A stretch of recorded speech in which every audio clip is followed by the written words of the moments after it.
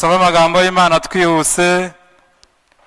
Turasoma mu gitabo cy'Abami ba kabiri ibice bya 14.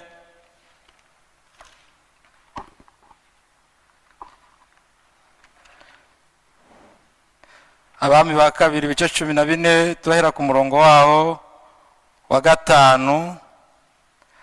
Turahava dusome no muri Yeremiya, tuzane gusoma no muri Rusi. Umutwe w'amagambo cyangwa intego y'iki kigisho ni ukuguma mu gakiza. Ibyiza byo kuguma mu gakiza n'ingaruka zo kukavamo. Ijambo ry'Imana mu gitabo cy'Abami ibice 14 umurongo wa 5 turasoma umutwe w'amagambo uranditse ngo umwami w'Abisirayeli arwana n'umwami w'Abayuda. Ni ku mutwe w'amagambo havuga.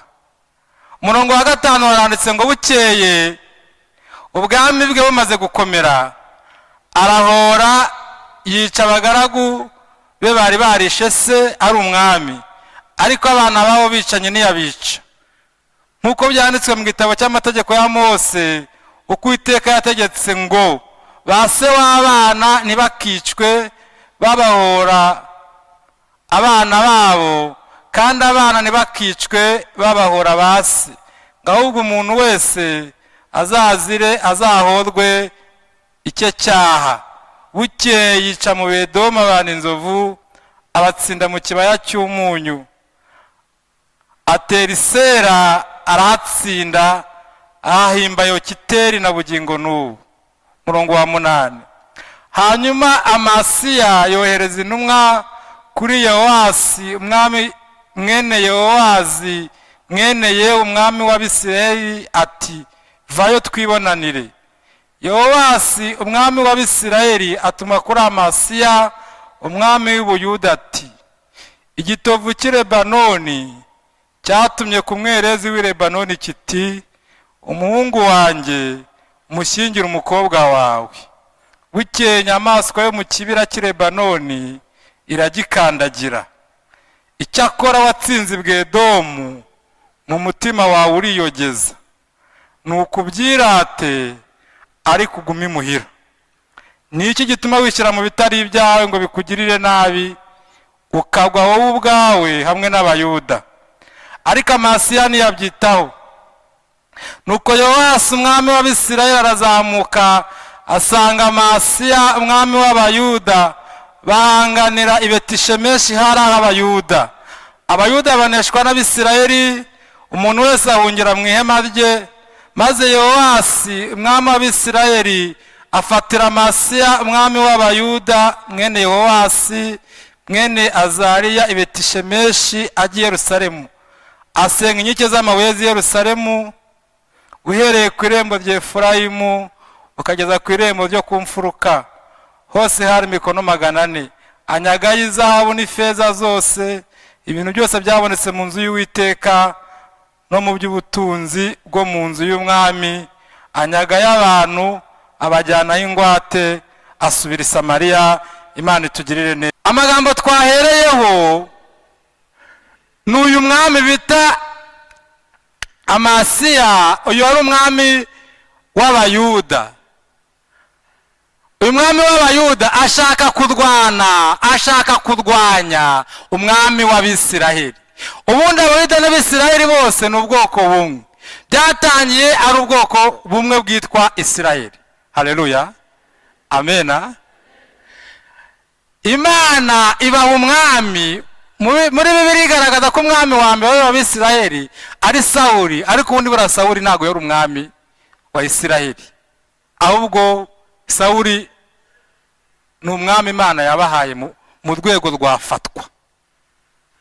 Kwa kundi umuntu wasenga Imana kayotsa igitutu cyane, ukaba wabya ibiryo bitarashya.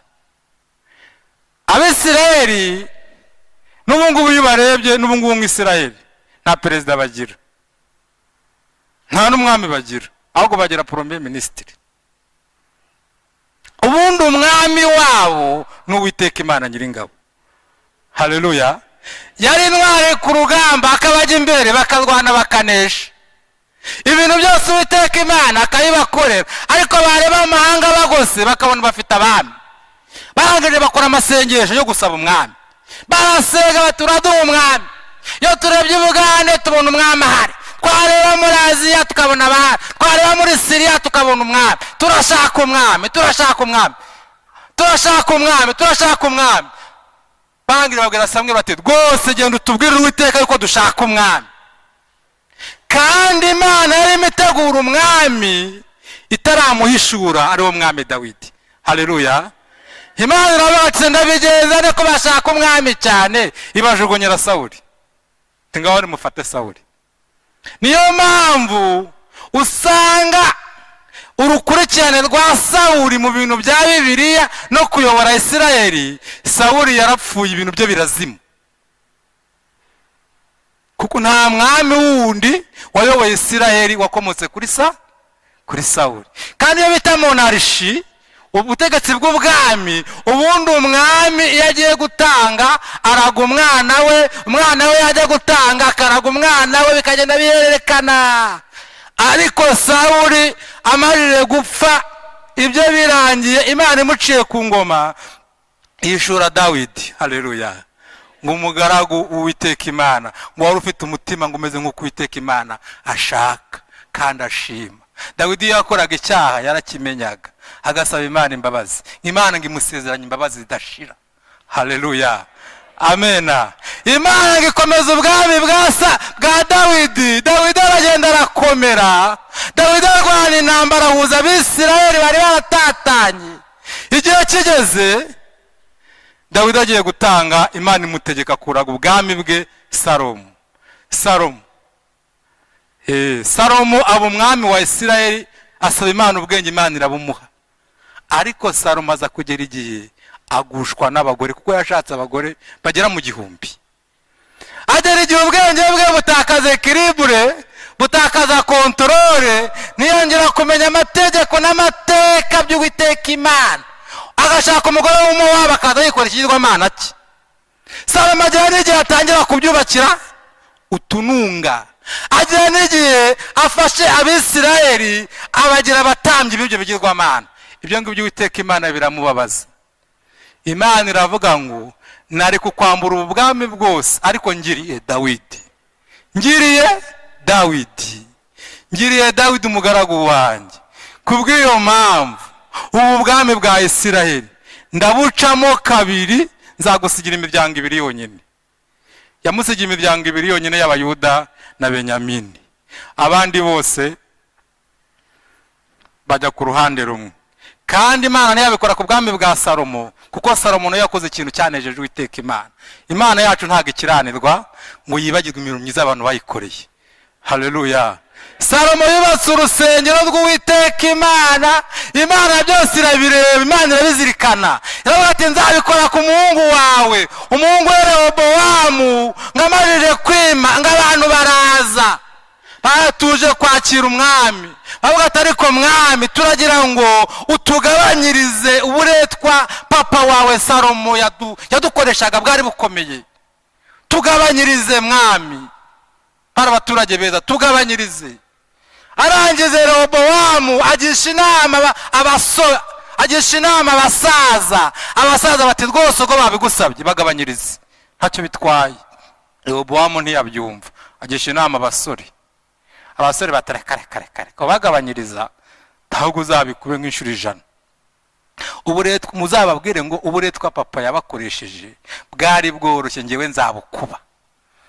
abantu ngo barangije ngo bahita bivumbura, avuga ati turacyafite mugabane ki kuri mwene Dawidi, kuri mwene Salomo. ngo bahita bagenda, umugaragu wa Salomo yari umugaragu we ubita Yerobowamu. Imana yahaye iyo miryango 10, kuko ngo umuhanuzi yaragiye asanga Yerobowamu afite ngo umwenda mushyashya, umuhanuzi awutatamuramo ibice 12. arangije aravuga ati wejyana ibice 10, Imana iguha imiryango 10 ya Isirayeli, niyo uzategeka. barangije ubwami bwa Isirayeli bucikamo kabiri, haboneka Abisirayeli bayobowe na Yerobowamu, haboneka n'abayuda bayobowe na Rehobowamu umuhungu wa Salomo. Bari bafite kapitali zitandukanye. Abisirayeli kapitali yabo yari Samariya, ariko abayuda kapitali yabo ari mu murwa Yerusalemu. Haleluya, umurwa wera. Abayuda bari connecte, bafite isoko ku mategeko n'amateka na kirazira, ibintu Imana yari yarandikishije. Abayuda bari babibitse, bakomoka kuri Dawidi. Nuko Yerobowamu abonye ubwami, aravuga ati noneho rero mbonye akantu gakomeye.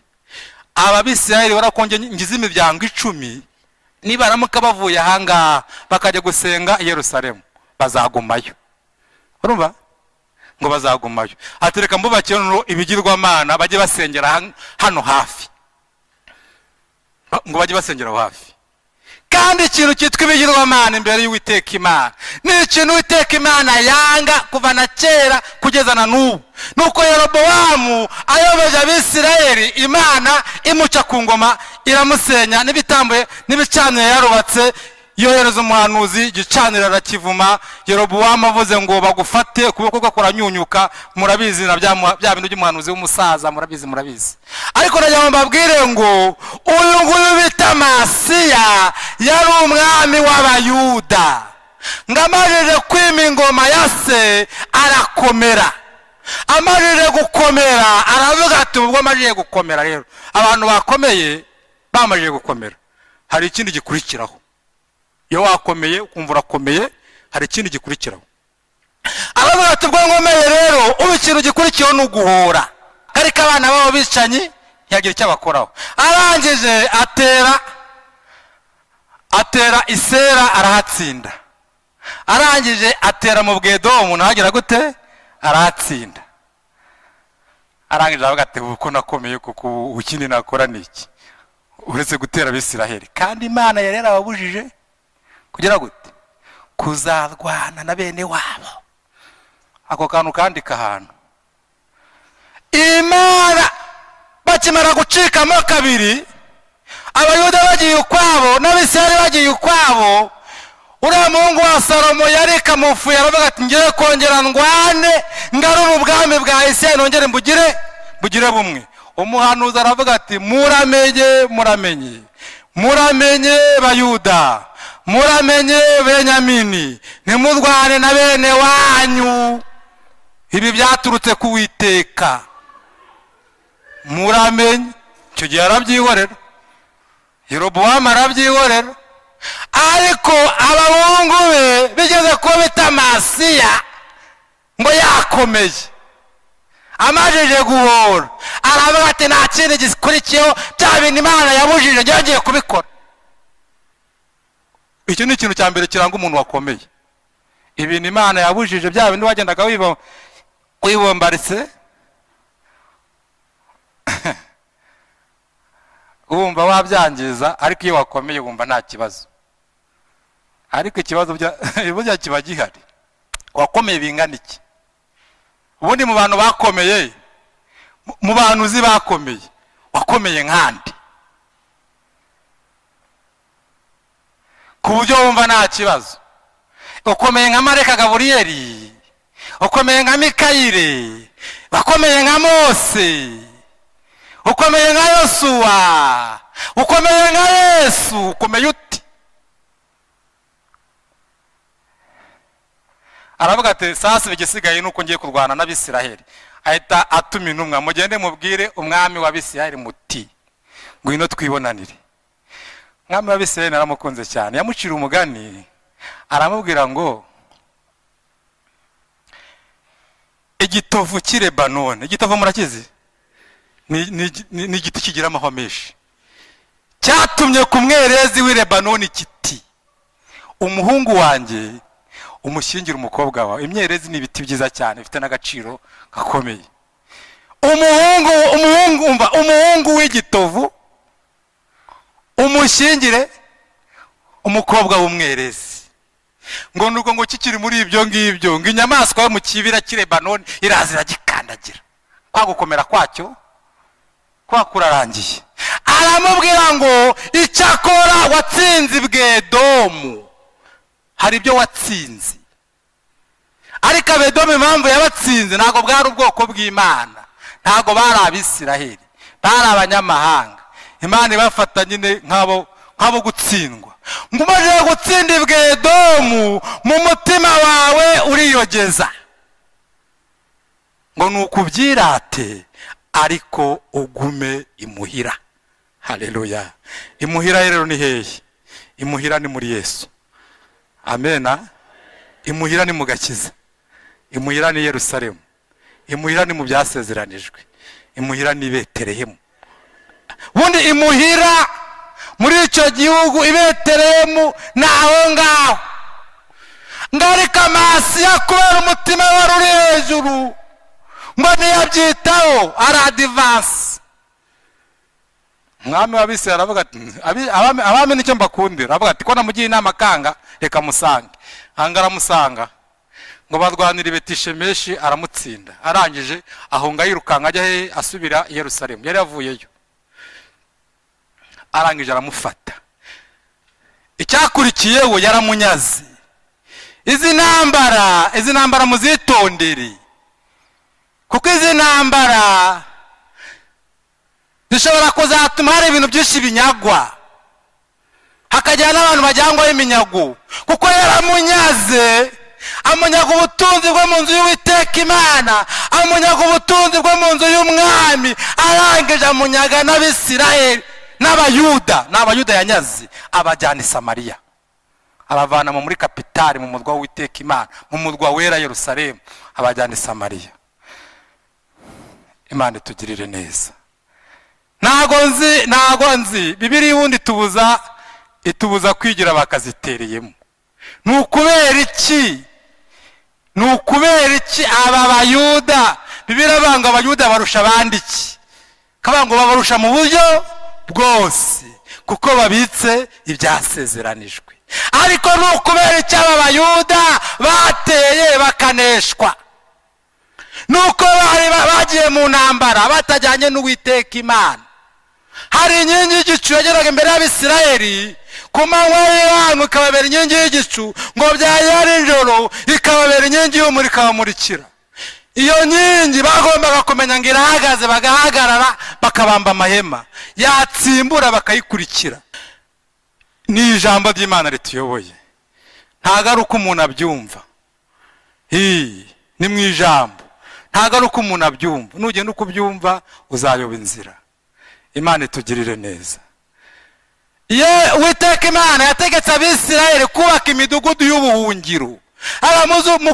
Mu gitabo cyo kubara ibice 35 rero ku murongo hari wa 11, muzubaka imidugudu y'ubuhungiro ahantu muzaba mutuye, kugira ngo gatozi wakoze icyaha atabyitumye azirukanyire mu mudugudu w'ubuhungiro. Nagerayo umuhozi uborera amaraso y'uwapfuye ntacyo azamutwara. Iyo midugudu y'ubuhungiro ni agakiza. Muri ibyo abantu natwe dufite iyo nkuge. Haleluya. Ni agakiza twahawe na Yesu. Iyo turi muri ko tuba dufite amahoro, kandi tuba dufite connection n'ijuru, tuba turi mu gihugu cy'ijuru mu buryo bw'umwuka. Haleluya. Mwene uwo nguwo ntatinya n'urupfu, ahubwo aba yumva rwanaza. Amena. Amena. Ariko uyu mudugudu w'ubuhungiro akagakiza iki gihugu, ahangaha imuhira Amasi yaratinyuka ava imuhira. Wakwiga imuhira ubundi bitwaye iki? Wagumye imuhira bitwaye iki? Ubundi wahaburiye iki? Wahaburiye iki Betelehemu y'Ubuyuda? Ubundi Yerusalemu wahabuze iki? Izo ntambara ni ziki?